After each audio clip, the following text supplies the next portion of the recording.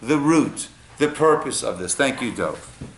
So when it comes to judging others positively, which is mitzvah number 235, he writes, also that which we've said, that everyone must judge another person favorably. This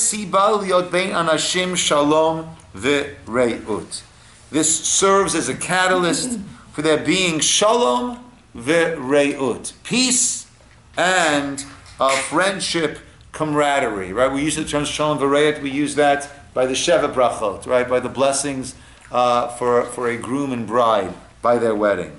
V'nimsa she'ikar kol kavanat ha-mitzvah lo il b'yishuv b'nei adam im yosher hadin. Lateit b'neim shalom im siluk ha-chashad ish be'ish. Right? So therefore it is to guide communities to have fair, he calls it, judicial systems, right? But besides the judicial systems, the systems just amongst us, that there should be between us a sense of peace, serenity, without there being this constant suspicion between one person and another, right? So certainly, right, we discussed this last week, right? The ayin tov, the good eye, allows us to see things in a positive way. You could have two people in an identical situation, and one of them is surrounded by the worst possible people in the world, and they're all out to get me. The other one is surrounded by the very same people who they view as good, kind-hearted people. We all do some good things, we all do some bad things. The question is, what world do we decide that we're in? And then we exude that. And then that passes on to others. So this positivity that we can have and we are commanded to have allows us to live in shalom b'yishuv, shalom and peace when we are with one another. The Rambam in his Hilchot Deot, which is number 10, right? And Hilchot Deot are the laws of conduct, right? And it's basically, some medical advice here and there, right? And just laws of conduct of how to get along. Talmid Chacham, he says, a Talmid Chacham, a Torah scholar, lo yitzoek b'shat diburo, should not be shouting at the time that he is speaking, kibehemot chayot, like animals. Lo yitbiakolo biyoter, right? And should not raise his voice very high. Ela diburo benachat im kol habriyot. Rather, the manner of speech needs to be one of pleasantness. Shalom is what it says in our Aron Kodesh, in our holy ark, above where the Torah sit. Its ways are ways of peace. And all its pathways are pleasant. Right? So it needs to be done in a calm, pleasant voice. That's how we need to deal with others. I shared before that when I started learning with my chavruta when I was in yeshiva in Yisroel, so I told him, I said, look, if we're arguing on a certain point, and I start to really raise my voice, I know that means that I know I'm wrong, and this is like my last flail to try to save something, and just put me out of my misery quickly, show me why I'm wrong, and we'll be able to move on and accomplish that much more. Right? And should be the one who initiates a greeting to every person. In order that their spirits will be at peace around us, right? The person will be a pleasure to be around. And judges kol ha'adam. He judges all people in a favorable manner.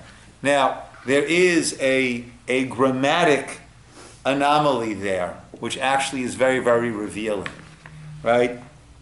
Right? Modern Hebrew, we would say, "V'havidan et kol adam," right? You should judge every person in a favorable manner. It says kol ha'adam, all of the person, right? The totality, kol ha'adam almost means the totality of the person should be judged. And that means that a key towards judging others favorably is to understand that there's a totality here.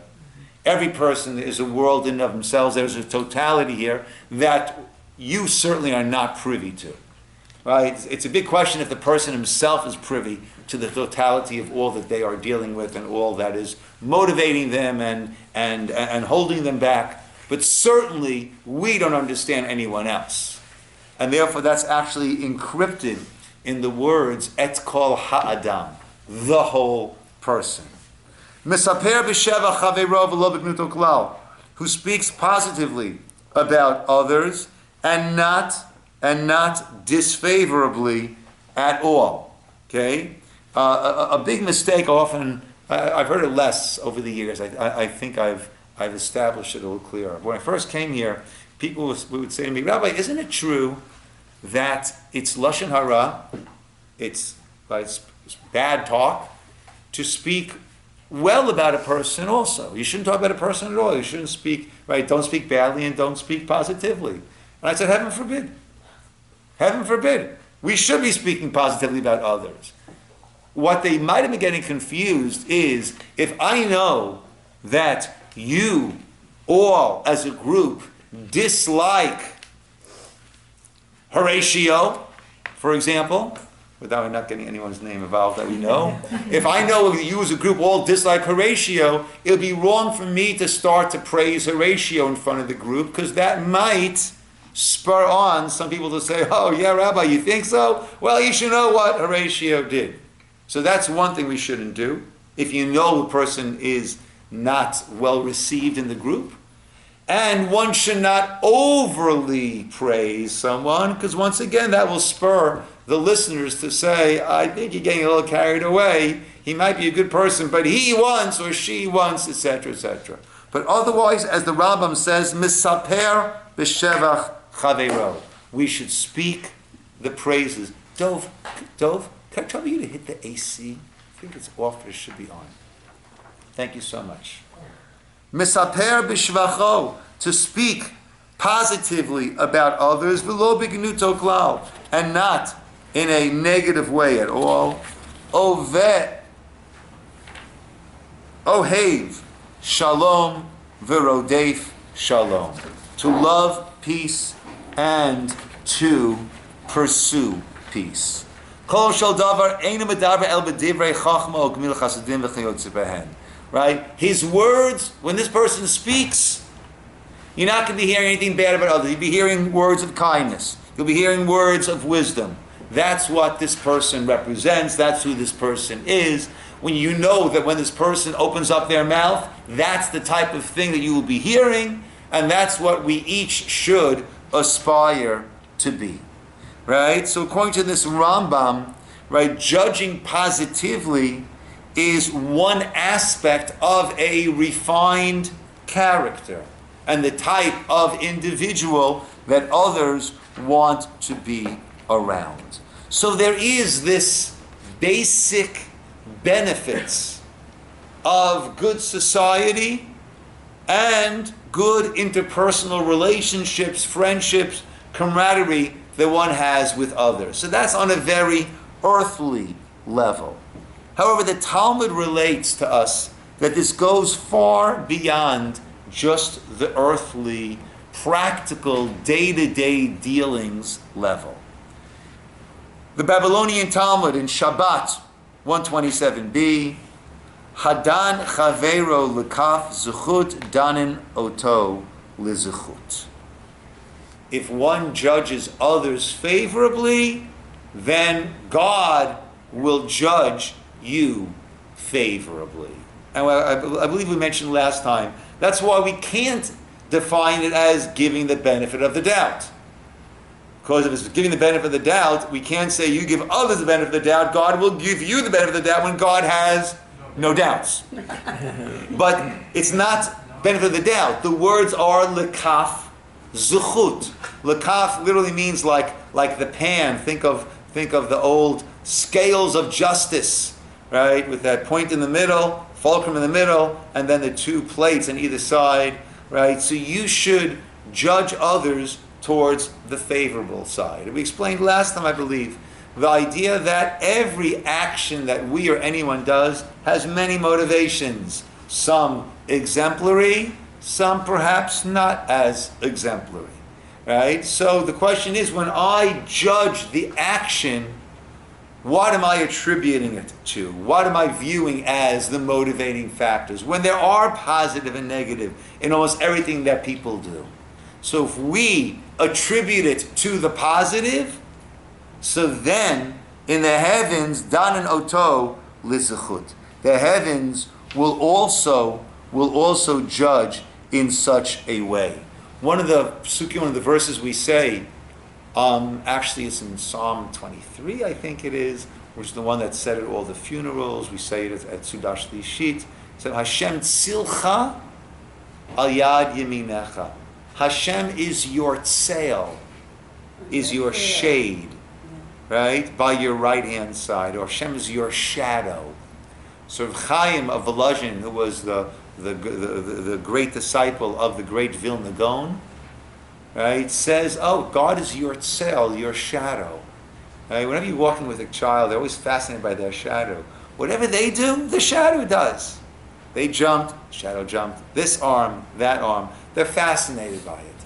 Hashem is our shadow, meaning He mirrors our actions.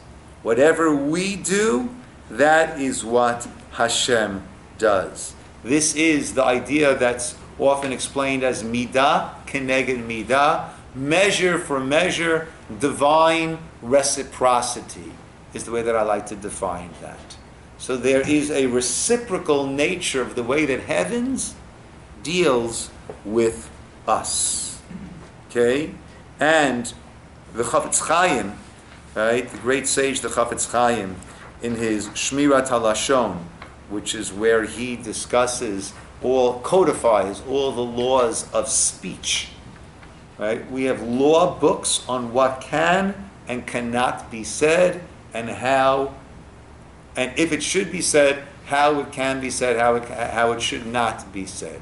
There are times when one needs to speak in a negative way about someone else. If I know firsthand that I got into business with this person, and this person stole, cheated, and then I see you're about to enter a business partnership with this person, saying, oh, this person is great, this person is amazing, the honest person, or the most honest person in the world, right? Then I'm not allowed to stand by my brother's blood. I've got to call the person over and say, you might want to do another, it's a little more checking into it.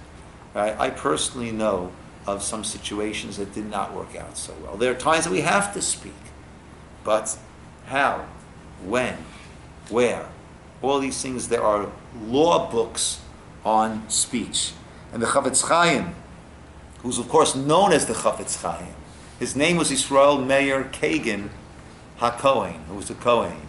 Why is he called the Chafetz Chaim? Because the book that he wrote on the laws of proper speech is based on the verse, Mi ha'ish ha'chafetz chaim, who's a person who wants life? Guard your tongue and your lips from evil and deceit.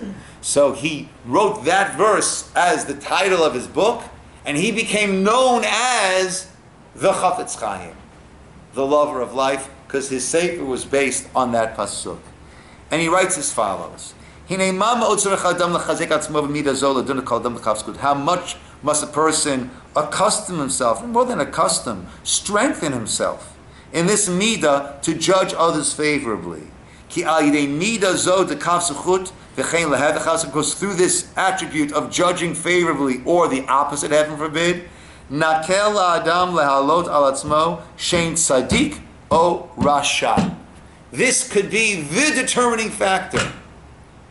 Is this person considered a tzaddik, a righteous person, or the opposite, or a rasha? Ki, why is that? How's that? Ki aduahu dechovato shel adam zchutot tluyin lefi rov hamitzvot vavanot sheyesh biyado. A person's status is determined. Did the person have mitzvot, good, positive, commandment, fulfillments, or wrongdoings? Im yidakdek HaKadosh Baruch Hu chas v'sholom achar asiyat mitzvotav. And if God is going to scrutinize, that's a good term for it, scrutinize, right, carefully examine All of our mitzvot, yimtzu ruban bali mumen. Most of them will be found to be actually literally blemished, right? There's something that's not so savory about it. Va mitzvot sheisharulo lu yiyu miuted miuta neged avoron sheyishlo. And that's going to leave us with a very paltry offering of truly magnanimous, pure good deeds. But if Hashem is if God teaches us, treats us with His attribute of compassion, and search out our good points,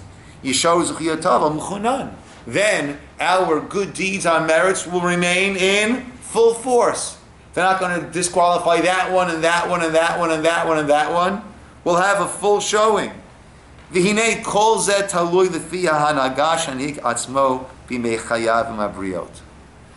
what determines how God will rate and accept or disqualify our good deeds? That's dependent on how have we been acting throughout our lives when it came to our looking at and judging the deeds of others. If our way has been to judge others favorably, right? So then that person will also be judged favorably, as it says in Gemara Shabbos. But if a person's way was to find the negative in every person, every situation, and magnify that, heaven forbid, so that is the shadow that then is put forth. So too the ministering angels, when it comes time for our judgment, they'll speak about us in a similar way as we learned in the Medrash. Right? Sometimes you'll try to interpret something in a positive way. People will say, you're foolish, right? You're too optimistic, naive, right? You're naive. Okay, right? I'd rather make the mistake and be naive and assume the good than and err on that side than when a person really did mean well and we interpret it in a negative way. Person needs to know that, right, through their life, when you are judging, when you are forming your opinion about others, whatever opinion you're forming, at that very moment, you are setting up your judgment, your court case. Exactly your words and your opinion and your outlook and your approach, that's exactly what's going to be mirrored back on to you. So that's from the Chafetz Chaim. The Chafetz Chaim was the Gadol Hador, the greatest of the generation in the Litvish, in the non-Hasidic world. So lest one thinks that this is partisan, right? Let's go to the Baal Shem Tov. Let's go to the founder of all of the Hasidim. And the whole Hasidic world all comes from the Baal Shem Tov. And he says as follows. Kishro Adam Davar Nevala Meish Rasha Shalvar Aveira Chazaka Yadin Oto Lekaf Zchut Ki Mitzad Redifat Hayetzer Borabo Oseh. Okay, when someone sees someone else doing something lowly, he should make every attempt to judge the person favorably, saying he must have been under immense internal pressure to do this, or he does not realize how awful what he did really is. So that's interesting, right? So you don't have to say, we heard last week about, I think it was Rabbi Schwab, who saw a person buying a a hot dog off the stand in one of those stands in New York City. And even in New York City, most of those stands are not kosher, right? And he knew this person to be a person who was an observant person, who would not be eating non-kosher. And he judged him favorably, right? And afterwards, actually, sometimes a person is in a state they just have to eat something. Actually, this person did not know that the rabbi had seen him, but spoke to me afterwards and confided in him that he has a certain ulcerous condition, and if he has a certain feeling, what he has to do is eat something. I mentioned last week, I can imagine the hot dog doing more damage than good, but that's besides the point, right? But sometimes, right, and then, right, if it's life-threatening, so then a person has to do that. It's a mitzvah. It's a mitzvah to do that, right? So, but the Baal Shem is making an interesting point.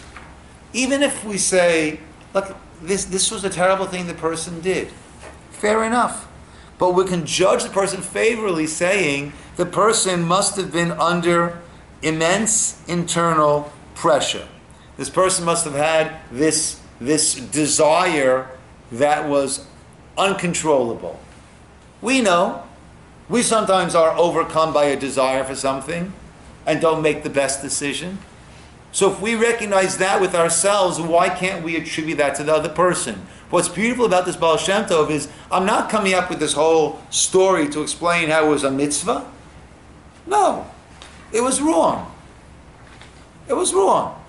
But this person, who knows the financial pressure this person might be under, who knows the emotional pressure, who knows et kol ha'adam, like we said before, the totality of that person, right? Or the person does not know the seriousness of this prohibition. Ubazem atzil gam atzmo midin.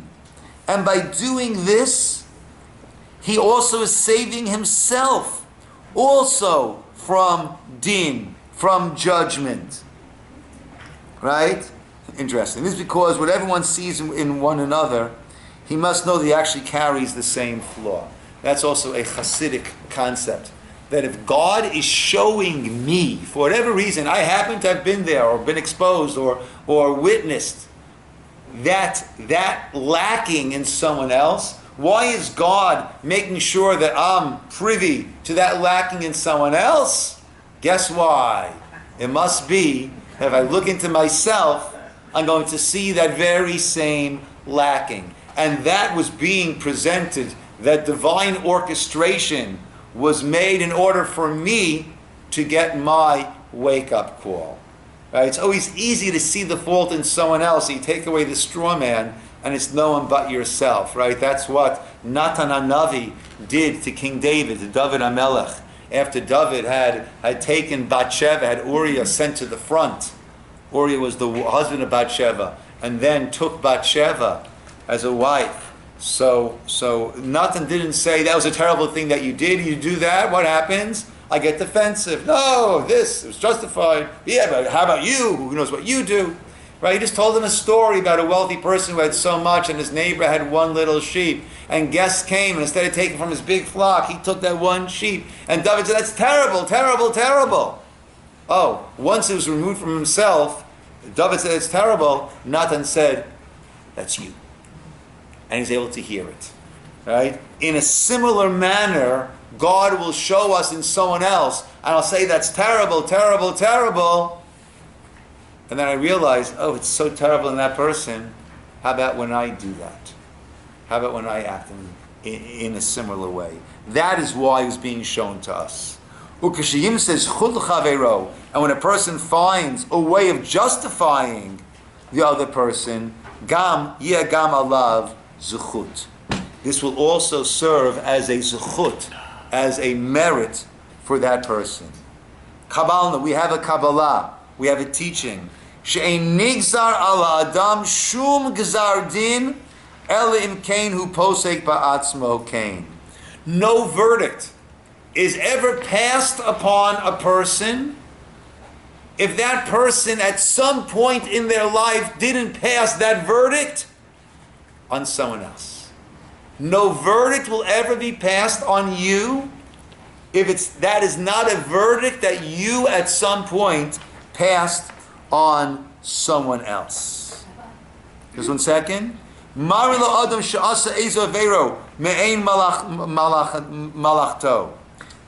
And in the heavens, they're going to say, well, let's go to the video.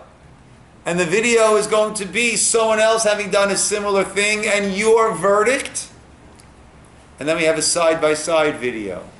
Right? And we have the person himself doing that. And the verdict has already been presented. Wow. By him deciding the fate, the judgment, right? How that act is going to be viewed and accepted. Chotem zehadin al atzmo. The person is signing, sealing that judgment on themselves. Very, very, very powerful. If it is found out that the person didn't understand the gravitas, is it incumbent on some portion of the community to go and explain it, or later, sometime?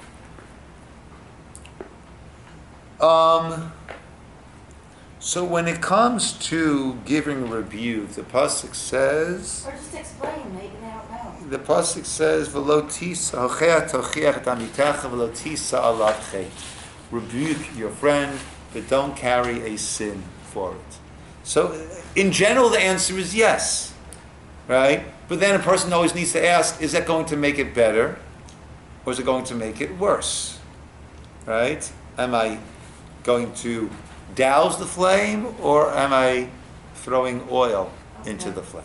Right? So one needs to be, and the Gemara says how hard it, in the time of the Gemara, how hard it is to give rebuke. Gemara gives an example, gives a parable. If you say to someone, I think there's a little wood chip, on your eyebrow, his response would be, yo, you got a 2x4 coming out of your ear. Right? In other words, right? As soon as someone points out something bad about me, I'm going to jump at and that's in the time of the Talmud. Right? Now we're 2,000 years later. I don't think we've gotten that much better. If anything, right? The movement might have been in the other direction. Okay. So we've touched upon how judging others makes our life here in this physical world that much more livable, enjoyable, pleasant, right? In the world that we see, the way others perceive us, society, personal. And we've seen how this actually, God is our shade, our shadow. This actually determines how we will be viewed, how we will be judged. Not in this detached sort of way, but you pass the judgment ultimately on yourself. Another level of this, and the last level we'll go through, is the idea of the purpose of mankind. Let's go with that. Right? So the Torah tells us in Bereshit, in Genesis, that man was created from the Adamah, from the earth, and God blew in a living spirit, a nefesh, a neshama, a soul. So we come from the Adamah, from the earth, and we have a living soul. And what is mankind called? Adam, which refers to the Adamah, the earth, the soil. Why aren't we called nefesh, neshama, soul, lofty? So there are a number of approaches that are given. One approach, the Maharal says, is because we are like the Adamah. The Adamah is the earth, it's soil. And yet from that, incredible things grow. You put a seed into that earth, and somehow that seed extracts what it needs from the environment around it, and that seed turns into a California redwood. So we are like that Adamah. We have the ability to flourish, to blossom, to grow, to transcend, to become something completely different. But others say, it's not so much Adamah, earth, but it is adameh. Adameh means I will become similar to. And our mission in life is, and the Torah is the guideline, is the guidebook as to how to bring this about. Our mission in life is adameh. I will become similar to God. I will become as godly as I can. I will emulate the ways of God. The Torah begins with God's kindness, clothing Adam and Eve, and it ends with God's kindness, burying Moses. That is the midot of the Torah of God. Mahu rachum, as He's compassionate, you be compassionate. Mahu chanun, afata chanun. That is what our mission is in life, to become godly. Well, understand that this is the way of God, as we see from the Tomer Devora. The Torah Devora, source number 14, Rav Moshe Cordovero, and Tomer Devora is all about the midot, the 13 attributes of God's mercy, and seeing how that can and must be applied to us, to our lives. How we are meant to emulate these different attributes of God, and how that plays out in how we deal with others. And he writes, God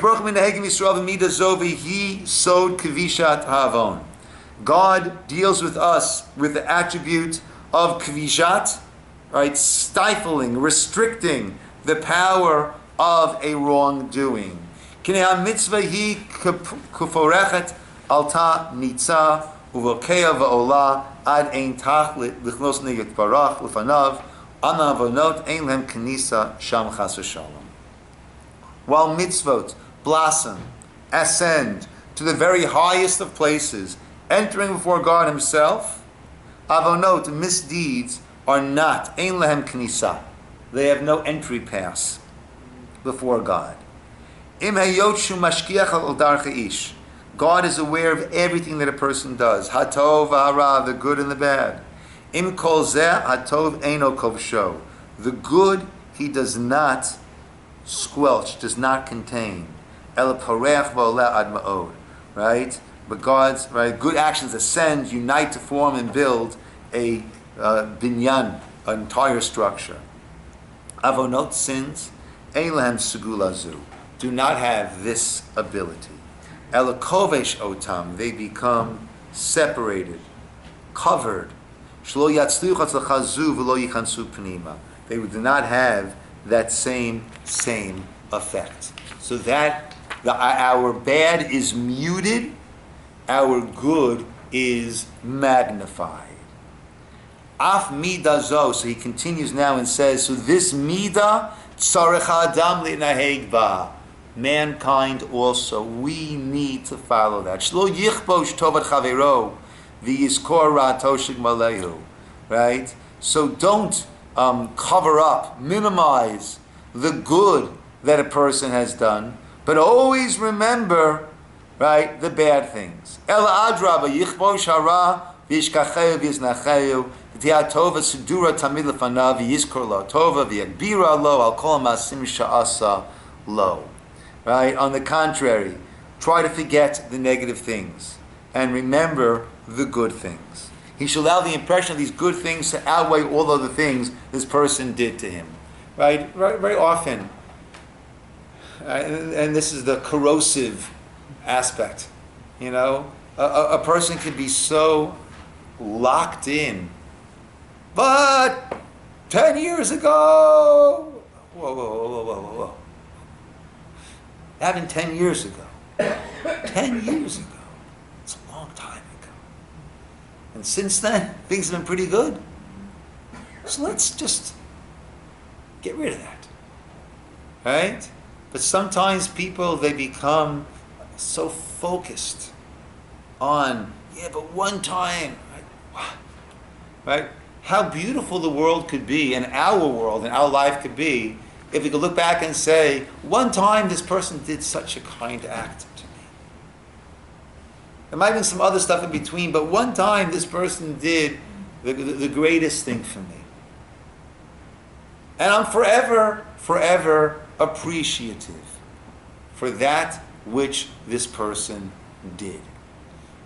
There was I'm actually encountered his granddaughter is the Rebbitzin at the shul that one of my brothers goes to. When I realized who she was, I had to sit her down. I said, "Your grandfather, Rabbi Wolf, Rabbi Ephraim Wolf." I get emotional just even mentioning it now. I said, I was a little boy. I moved from Little Neck to Forest Hills. And I was taken out of North Shore Hebrew Academy. I went to Dove Revel in 4th grade. And it was a hard adjustment at first because I didn't know anybody and I was a shy kid and I had a tough adjustment. Rabbi Wolf was in the neighborhood. He probably came to speak to the principal and he knew I was there. He took the time out to call me out of class to speak to me. I saw him. For me, it was like seeing the Mashiach. Just seeing that warm, comforting face, presence, who had been so connected to my family. It's like, oh, I'm going to make it. Whenever I think, I know, Rabbi Wolf did so much to so many people. Someone would have said, do you remember one time you pulled little Eugene Ciner out of class? I doubt he remembered. But I think of him, and that's just what fills me up. That just fills me up, that goodness. What a beautiful world we each would live in if when we think about different people, what comes to mind is not that they once, but, oh, they once did this. And they once did that. I had an experience actually this morning. I went to Brooklyn College when I was 19 years old and took an art class. I'm going to go into all the details. But the teacher who taught the class was one of the greatest artists of the 20th century. Jewish, Russian-born artist.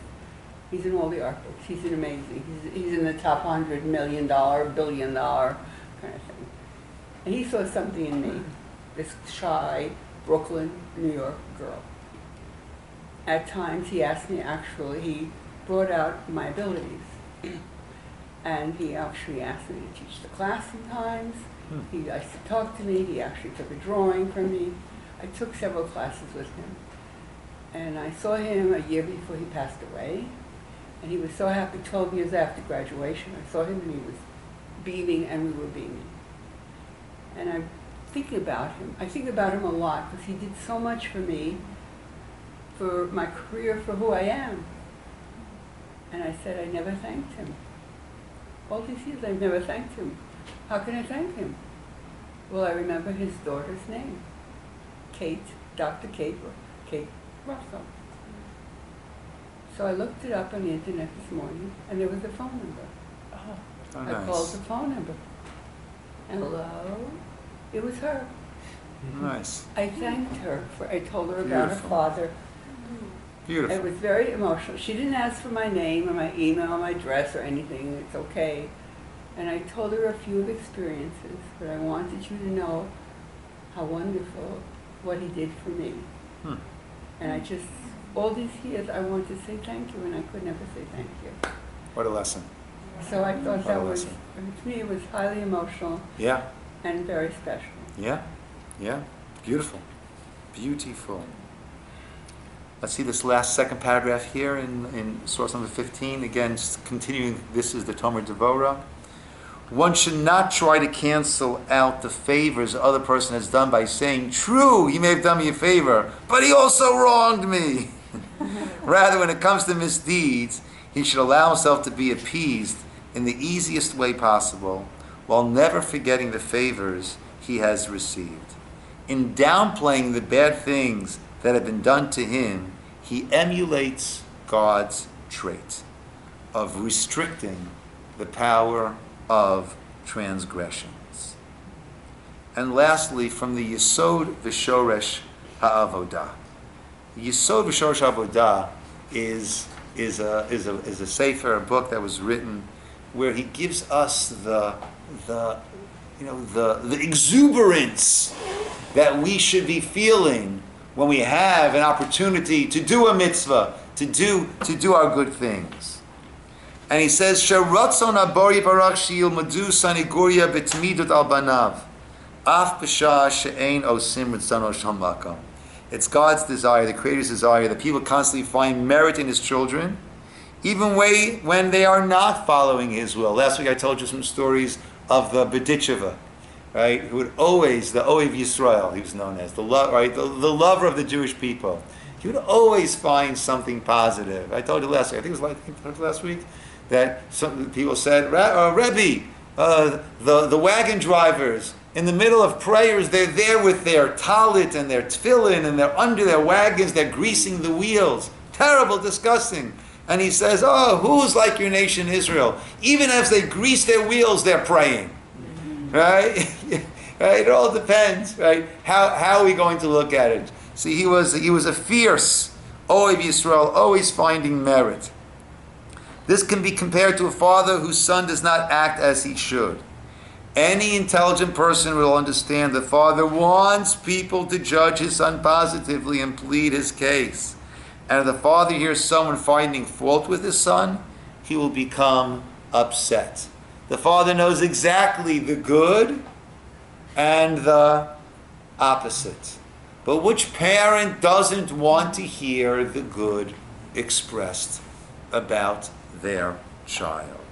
Certainly then, this is the case with regard to the Creator. He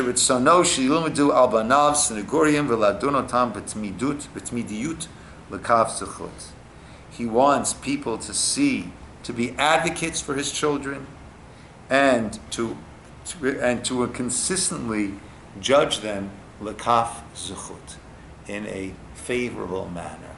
And this is a key to a lot. If we recognize that we're dealing with Hashem's children, someone's getting under your skin, okay. But if you were to find out that this person is A family member. your uncle, right, your brother, your long lost fill in the blank, or your buddy, your closest friend, this is his son. All of a sudden, okay, person's annoying, but I view the person differently. Every child, every person is a child of Hashem. You know, when someone comes to speak to me and they're having a tough situation, so a prayer that I will often silently offer is, God, this is your kid. I'm going to try my best, but what do I know? Right? You know, I know whoever wants to help my kids, I do anything and everything to help them help my kids. Well, that's what we have over here. So please help me help your kid. Right? And guide me to say the right thing, to do the right thing, to do it the right way. Right? That's who we are. That's the world we're living in. That's what we are dealing with. So when we judge others in a positive way, at kol ha'adam, the totality of the person, recognizing that we never know the totality, which makes it easier for us to judge in a positive manner and to focus on the positive. It helps us personally, interpersonally. It helps us in terms of our heavenly verdict, and it enables us to become adameh, to become more similar, more godly. And certainly, as we are in the month of Elul, with the high holidays, with Rosh Hashanah, with the Day of Judgment approaching, certainly these are the days to focus on the way that we judge others, knowing that it is our very verdicts that will decide how we are viewed and how we are judged. So it's really in our hands to create a beautiful world around us and thereby a beautiful year ahead for ourselves, for our family, for our community, for our nation, and for the world. Thank you, Yesher Rabbi. koach, everybody. Thank you. Yes, Dov. We get extra, I'd like to give it to someone. Do we get extra? Yes, From sure. last week too? Yes. Yes, I have some lasting notes. Yes, Dov. I would say that you were created while the earth was cursed, and the only antidote we No, I have meant is last. Hashem's Holy Torah. Is what? Hashem's Holy Torah is the only antidote. Okay, I hear that, Dov. I meant last week, the last. I'll bring that. Okay. I've sung in my office. Thank you very much. Absolutely.